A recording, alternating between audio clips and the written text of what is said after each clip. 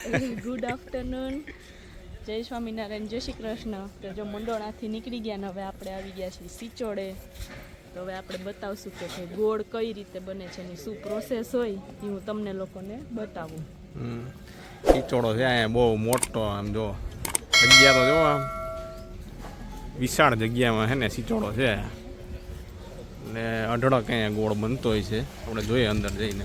અહીંથી શેરડી છે ને ભાઈ અહીં નાખવાનું ચાલુ કર્યું છે. આ બાજુ છે એ પીલવાનું મશીન છે. તો અહીંયા શેરડી ક્રશ થઈ આ જો રસ નીકળો અહીંથી રસ નીકળે છે ત્યાંથી થાતો થાતો આમાં જાય છે. પછી કદડો ઉપરનો હોય ને એ બધો આમાં નાખે એ રસ જો પછી આ પાઇપ દ્વારા છે ને આમાં સ્ટેપ બાય સ્ટેપ એક પછી એકમાં છે ને શુદ્ધ થતો જાય અને છેલ્લે હાવ ઓલામાં જઈને જો તમને એકદમ મસ્ત ક્લીન છે ને એમાં રસ એમાં ગોળ બને છેલ્લે. તો આ રીતે છે ને એ રસ આવે એટલે આમાં ગરમ થશે પછી આમાં ગરમ થશે. આમાં થોડી થોડી જે કચરો હોય બધું આ રીતે એકઠો કરતો જાય અને એક પછી એકમાં આ રીતે જો શુદ્ધ થતો જાય છે અહીંયા. અને છેલ્લામાં જુઓ તમે એકદમ છે ને મસ્ત ક્લીન આમ હલાવતા જ રહે એટલે શું એકદમ ગરમ પાણી બળી રહે એકદમ ગોળ જેવું થશે અને એ બધું પછી આમાં જાતું. તો જો ઓલો ગોળ છે ને એ બધું અહીંયા આવે આ રીતે પછી છે ને ડબ્બામાં પેક થાય. પછી આ બીજા ડબ્બા આ રીતના હોય જેમ જેમ કેટલા કિલોના હોય એટલામાં પેક થતા જાય અને આ રીતે અહીંયા છે એ ઠંડો થાય ને પછી માર્કેટમાં જાય. બાજુ છે એ સફેદ ગોળ છે જે દવાવાળો હોય છે અને આ બાજુ જે આપણે તમને બતાવ્યો પહેલાં એ આ બધા શુદ્ધ છે ને આમાં કાંઈ દવા બવા કાંઈ નાખેલ ન હોય ચોખ્ખો એકદમ. એટલે આ ગોળ ખાવો છે ને બહુ સારો. જો પછી આમાં હવે ડબ્બામાં ભરતા જાય છે આ ભાઈ. ગરમે ગરમ જ ભરવો પડે બાકી જો એકવાર ઠંડો થઈ ગયો તો પછી કાંઈ એમાં ભરાય નહીં. અને પરવા છે ને ટેસ્ટિંગ ચાલુ થઈ ગયું છે. ક્યાં પરવા ગરમ ગરમ ગોળ કેવો લાગ્યો? વધારે ગરમ થઈ ગયો. बहुत तेज हो रहा है. એવું જોઈએ કાંઈ એવું ન હોય. કેવો લાગ્યો મમ્મી? એમને એમ મજા આવી એમ કે તાજો પાછો એમ. મેં તો ખાધો મને તો મજા આવી. તને તો ગોળ વધારે મજા આવશે. આ ખાડો થઈ ગયો, આમ થીક થઈ ગયો. શેરડીના છોતરામ લઈને ખાય ને સેજ પતલો ગોળ બહુ મજા આવે. હા અલગ અલગ ટાઈપના છે ને ગોળની વેરાયટી છે. આ છે આખો દાણેદાર ટાઈપનું. આ થોડા નાના પીસવાળું છે અને આ છે 5 kgનું છે આ બોક્સ. 4 કિલો 4 કિલોનું છે. 4 કિલોના આવે આવા કન્ટેનર અને કિલોના કન્ટેનર આવે જે વાહ અહીંયા છે જો આ કિલોના કન્ટેનર છે. સિચોડો છે ભાઈ છે પપ્પાના ફઈનો. બરોબર. હા એ લોકોના સિચોડા છે. સુરત છે, અહીંયા છે, ગીરમાં અલગ અલગ જગ્યાએ સિચોડા. 3 સિચોડા છે એટલે બધા અલગ અલગ. એટલે આટલામાં જ 3 સિચોડા છે. પછી સુરત એક છે એવી રીતે. અહીંયા તો 3 જગ્યાએ બને જ છે. આ રીતે પછી કાર્ટનમાં પેક કરીને માર્કેટમાં જવા દે. ભાઈ સાસણમાં જો ભાઈ અહીંયા ભીડ છે ને ભાઈ બહુ જાજી ભીડ છે આજે. કારણ કે આજે 31 છે એટલે લોકો છે ને બહાર નીકળ્યા છે. અમે તો પછી અંદર નથી જતા હવે જંગલમાં કારણ કે પછી ઘરે જવાનું મોડું થાય એમ છે જુનાગઢ. એટલે બસ જો આ તમને દેખાડી દઈએ. સાસણ પાસે છે ને જે સનસેટ પોઈન્ટ નવો બન્યો છે હજી ઓપનિંગ બાકી છે પણ બહારથી આપણે દેખાડી દઈએ કે ભાઈ કેવો છે શું છે ત્યાં.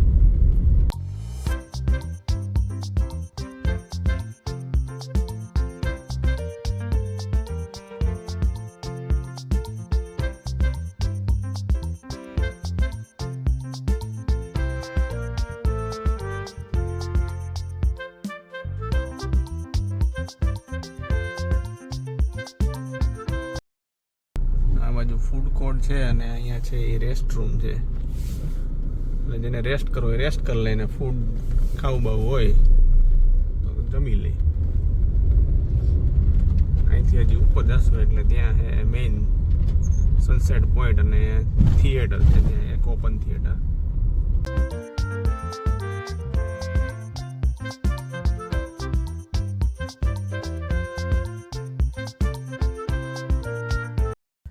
ભાઈ સનસેટ પોઈન્ટ ઉપર આવી ગયા છીએ અને આ બાજુ છે મેં તમને કીધું એ પ્રમાણે ઓપન થિયેટર છે અહીંયા અને આ બાજુ છે એ ચિલ્ડ્રન એરિયા છે અહીંયા કે જ્યાં ચિલ્ડ્રન લોકોને રમવું હોય અને મોટા લોકો છે એને સિટિંગમાં બેસવું હોય તો એ બેસી શકે. અહીં હિંચકા બી છે તો હિંચકામાં ભાઈ મોટા લોકો છે હિંચકી શકે એમ છે. અને અહીંયા ઉપર છે એ ત્યાં તમને જઈને હે ને સનસેટનો હે આનંદ માણી શકો છો બરાબર. એટલે મસ્ત પ્લેસ બનાવ્યું છે એકદમ જોરદાર છે. હવે ઉપરથી તમને હે ને વ્યૂ બતાવી દઉં છું કેવો ભાઈ ઉપરથી વ્યૂ આવે છે આખો. ભાઈ ઉપરથી જો આ વ્યૂ છે એકદમ મસ્ત આવે છે બરાબર. ચારમી હવે જો ઉપર આવી ગઈ છે. હે ચારમી કેવો વ્યૂ છે ભાઈ અહીંથી? વ્યૂ તો ભાઈ આપણો ગીર છે એટલે કઈ ઘટે તો પછી ક્યાંય ફરવા જવાની જરૂર નથી. અહીંયા આવી જાવ ને એટલે આ ફોરેન જેવું જ છે. એટલે આ આપણું ફોરેન મસ્ત ગ્રીનરી શુદ્ધ હવા. આ સૌથી છે ને ટોચ ઉપર આવી ગયા છે એમાંથી તમને દેખાતું હશે એક હજી એક ઉપરની જગ્યા હતી જ્યાંથી એક પ્લેસ બનાવ્યું છે કે બેસી શકાય અહીંયા. અને અહીંથી જો ટોપનો જે વ્યૂ આવે છે એ તો ભાઈ ગજબનો આવે છે. હમણાં તમને બતાવું છું કે શું વ્યૂ છે. અને અહીંયા ડિફરન્ટ તમને છે ને ફોટો પાડવા માટે પોઝવાળું બનાવ્યું છે. તો અત્યારે પપ્પા છે અહીંયા જો ફોટા બોટા પાડે છે ત્યાં ફોટા પાડી દે છે. અહીંયા બીજું એક છે ત્યાં પણ તમે ડિફરન્ટ પોઝ છે એ આપીને હે એ ફોટા ક્લિક કરી શકો છો. જો સૌથી ટોચથી જે વ્યૂ દેખાય છે ને એ તમે જોઈ લો કેવો મસ્ત અહીંથી જે વ્યૂ છે ને એ છે એકદમ છે ને આમ ગ્રીનરી ને બધું એમ મજા આવી જાય તમને એમ કે ભાઈ નહીં કંઈક આપણે મસ્ત પ્લેસ ઉપર આવ્યા છીએ એવું લાગે આપણને. અને અહીંથી જે જંગલની જોવાની મજા છે એ કંઈક અલગ જ છે. મને પવન છે ને જોરદાર આવે. અને હવે અહીંથી છે આપણે જુનાગઢ બાજુ જઈએ છીએ તો ત્યાં આપણને રસ્તામાં છે ને એક મસ્ત સાસણમાં એન્ટર થાય ને એટલે પેલા ગેટ આવે એટલે આપણે તો અત્યારે સાસણથી બહાર નીકળીએ છીએ. એટલે આ ગેટ જો તમે એકદમ મસ્ત બનાવ્યો છે.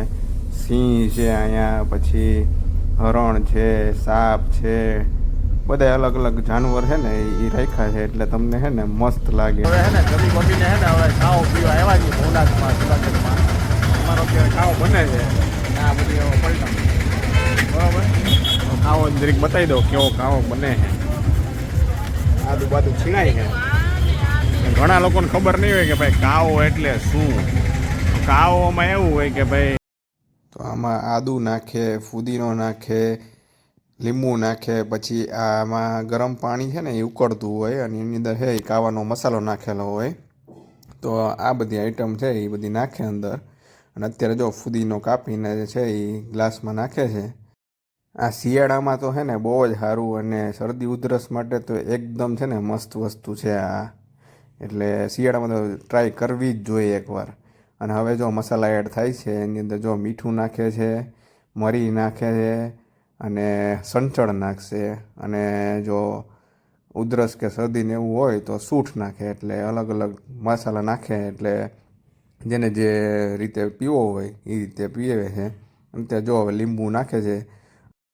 અને હવે આ બધું મિક્સ કરીને છે ને હવે આપણે ઓલું ગરમ પાણી જે ઉકળતું હતું ને એ આમાં નાખશે. જો એકદમ બ્લેક કલરનું છે એટલે એની અંદર છે ને કે કાવાનો મસાલો નાખેલો છે. એટલે હવે આપણો છે એ કાવો રેડી થઈ ગયો છે એકદમ મસ્ત.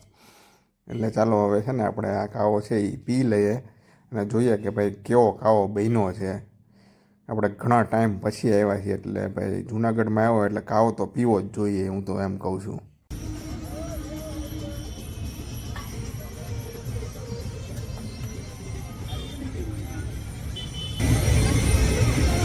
કેવો લાગ્યો?